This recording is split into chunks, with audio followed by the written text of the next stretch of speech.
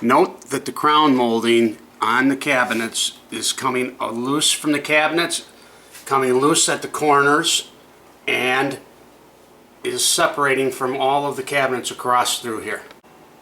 Note where they joined the crown molding here, which should have been cut at a 45-degree angle and glued, is now separating and coming apart from the wall. The cabinet doors, hinges, the screws are all too short and they're coming out, and the doors are falling off the cabinet. Listen to this door. That's the sound I'm getting from most of the doors. See how the cabinet doors are peeling, the coatings are coming off of them. And when I bought these doors, the owner of the company guaranteed to me that the doors would not peel or do anything like this, and he guaranteed it for 10 years. Now he wants to back out. Note that the hinges being loose, none of the doors line up anymore, and they hit and come in, opening and closing. Note the differences in these two doors. None of the doors, the two doors in this area do not match. The laminate behind the stove was put up with liquid nails. It should have been put up with a contact cement. They put lines in it, and now it's all peeling and coming off. Listen to the laminate behind the stove when you run a roller across it. It's peeling in all sorts of areas. Note this cabinet. Note the wide molding put around there. That's due to the fact that they ordered the wrong size door, and they put this molding around the edge to cover it up so that I wouldn't know.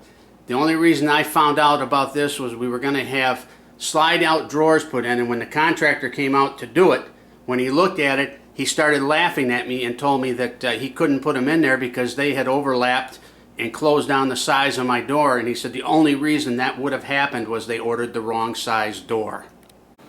Note that the overlap on this molding around there is 1 inch all the way around on all 4 sides. So I lost 2 inches widthwise and 2 inches up and down. You can see by the overlap, by the blue tape and the white tape, how much cabinet space I have lost, or how much entrance space I have lost by what they did. Also on this cabinet, you can see that the door will not close. You push it in and it comes right back out. This hinge screws in here are loose as in the others too. Due to the fact that the contractor did not use a kitchen and bath caulk, I have black mold all along my sink area between the molding, the wall, and the countertop, the Corian countertop, which he installed. He refuses to repair. This is due to the fact that he used the wrong stuff. You can see that these doors do not line up, do not fit, they rub in the middle because of the hinges and screws that they were used in this project. The laminate is coming apart at this area and several other areas in this kitchen because the prep work was not done properly.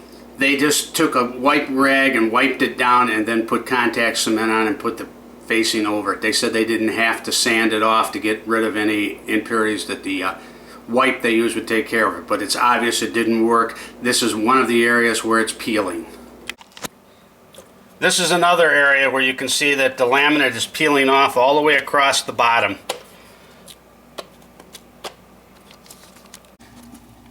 Note inside this cabinet where they ran screws through, didn't cut them off, didn't even check.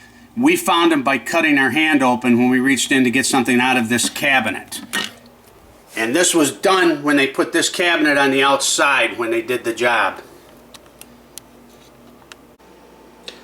See how my backsplash is all coming loose around where they glued it to the wall.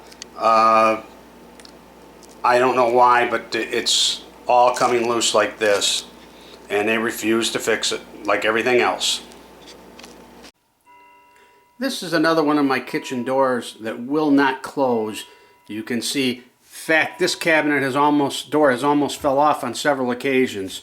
You can see inside how loose it gets and the screws come right on out.